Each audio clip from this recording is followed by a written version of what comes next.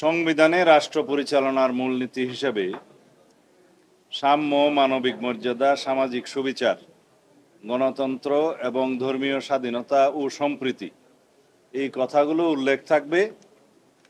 কিসের সাথে?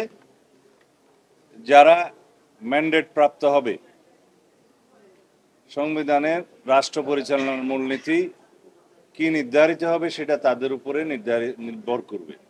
অর্থাৎ রাষ্ট্র পরিচালনার মূলনীতি সংক্রান্ত সংস্কার কমিশনের আগের যে প্রস্তাব ছিল সেই বিষয়গুলো এখন আর সেই জায়গায় নেই।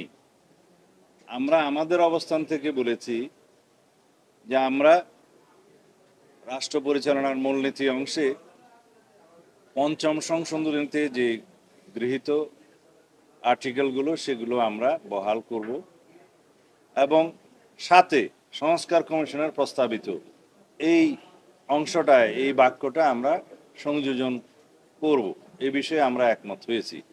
তবে এটা ঐক্যমত্য প্রতিষ্ঠা হয় নাই, কারণ সংবিধানের প্রস্তাবনা এবং রাষ্ট্র পরিচালনার মূলনীতিতে আপনারা জানেন রাষ্ট্র পরিচালনার মূলনীতি অংশে আর্টিকেল 8, 9, 10 এবং 12 সম্পর্কিত যেই প্রস্তাবটা আগে ছিল সেই প্রস্তাবে অংশে আমরা পঞ্চম সংশোধনীতে উল্লেখিত গৃহীত সেই আর্টিকেলগুলো প্রতিস্থাপন সহ এই অংশটি আমরা ধারণ করতে চাই।